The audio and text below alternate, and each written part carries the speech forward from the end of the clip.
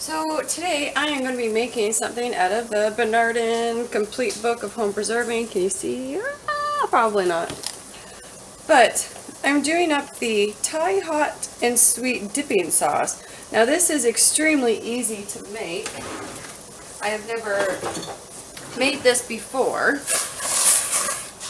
And I went ahead and started this. So you got to bring, I'm halving the recipe. So you got to bring 3 cups of water, or 3 cups of apple cider vinegar to a boil, and then add your 3 cups of sugar, and bring it back up to a boil and let it simmer for 5 minutes. And this is the most work you have to do. Well, not really, but okay. So now I got that in there. Okay. So for this recipe, you're going to need, well, I'll give you the full recipe. It's half a cup of finely chopped garlic, 1 tablespoon of salt, 6 cups of vinegar, 6 cups of sugar, and half a cup of hot pepper flakes. And that's all you need for this. Now, the recipe, like not the recipe, but the instructions for it are super, super easy. Get your canner ready, which I have over here. I think you guys can see that. I'm just using a pot because, like I said, I'm halving the recipe. And the recipe, the full recipe makes 9 jars, 9 250 jars. So, and those are half pints. So what I'm doing is I'm just using a pot with 5 half pints in there with my pressure canner, or my electric pressure canner rack in the bottom of it. But what you do is in a small bowl, you combine your cut garlic and your salt, and then you set it aside. You measure out your chili flakes. You get the vinegar to a boil. You add the sugar. You bring it, and then you reduce the heat, and you gently bring it to a boil for 5 minutes to dissolve the sugar. And then once that is done, you then add the garlic. And sorry, I was setting the book down. And then you add your garlic, and then you add the chili flakes, or the pepper flakes, sorry. Use whatever pepper flakes you want. That was even what the book said. It just depends on the heat you want. So I'm using chili flakes. So then you add your chili flakes, and then you jar it up. Now, I'm going to be using this. Now this recipe, they say to use it as a dipping sauce or in salads. Like as you add it to your oil and your vinegar to give it more of a oomph to it. So that is one thing I'm going to be doing with it. But we also do like we do enjoy Asian, well, it's not really Asian, well, it is Asian food. We really like Vietnamese food. So I know I haven't done a video on it. I do plan on it when we make it again. It's normally an all-day event when I'm making that stuff, guys. But anyway, that's not this video. So for this stuff, I do plan on using it in those recipes, just to give it that little extra kick to it. See, now we're starting to come up to a boil again, and the sugar is pretty well dissolved, but my jars haven't even come close to coming up to heat yet. But I know they're hot enough, so it's okay. They're sterilized. They've been in there for more than 10 minutes. Yes, guys, when I water bath can, I don't care what they say. When I water bath can, I sterilize my jars. You know, you're bringing water up to boil anyway. How difficult is it just to put your jars in there and let them get sterilized while you're bringing your water up to temperature? Just my thoughts on it. Okay. So the sugar is completely boiled, or it's dissolved, it's been, you know, it's all good and happy in there. So now, okay, side note with the chili flakes. When you're adding these into a hot substance, it might not happen here because this is not oil, but sometimes you'll get a volcano effect. So just be very careful when you're doing, no, it's not going to do it. Okay.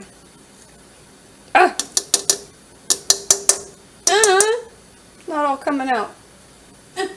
Alright. It's okay. Scrape it. Okay, but I also plan on using this for salad dressings. But I also plan on using this as a flavoring for other things. Like, let me see.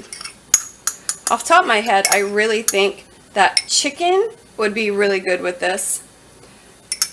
Now I'm just adding my garlic and my salt to this. Yeah, I really think chicken marinated in this would probably be really good.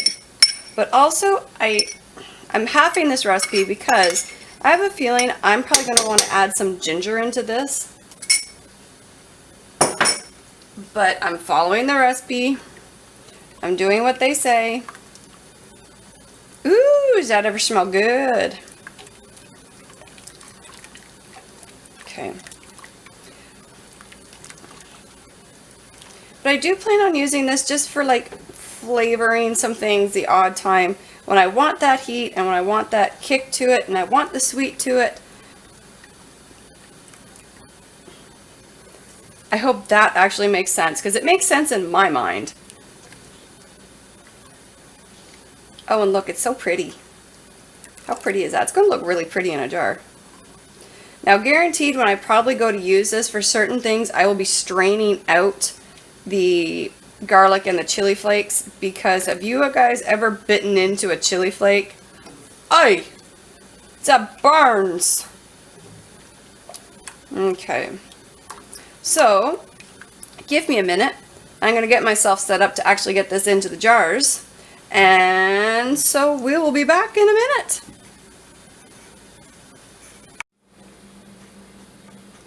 Okay, I am not quite set up for canning yet, but I noticed this happened. And I see so many people asking about this that if they messed up. I'm just scraping this spoon off here because I don't want to lose any of it. Do you guys see how there is some blue speckling in here? That is the garlic.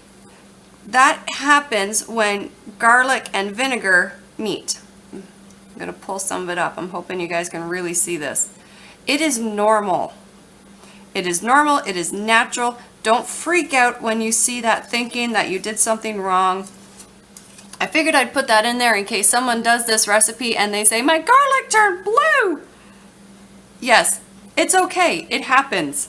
It is fine. There's nothing wrong with it. It just naturally happens when garlic and vinegar meet.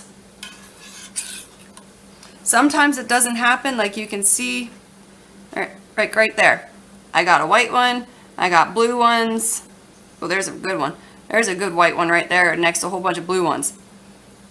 It doesn't happen to all of them, but it is normal. So don't freak out when you see that. Very normal, very common. May as well leave that spoon to the side now. I may need it. Okay, so I'm going to finish getting set up for canning this and we'll be right back. Okay, did I hit the button? Oh, I did. Okay. Isn't that bad? I just walked past it and I wasn't sure if I hit the record button or not. Okay, so you want to can this with, let me double check, I think it's a 1/4 inch headspace. Ooh, good thing I did check because it's 1/2 inch. 1/2 inch headspace. And these jars are hot.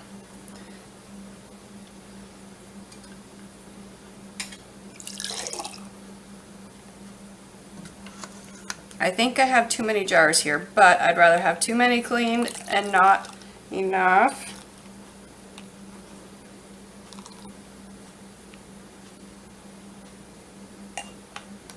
Okay, so now we're going to wipe the rim. I always use vinegar to wipe my rims if I'm water bath canning or, excuse me, if I'm water bath canning or pressure canning, it doesn't matter to me. I always use straight up vinegar to clean my rims. Why'd I do that? Ah!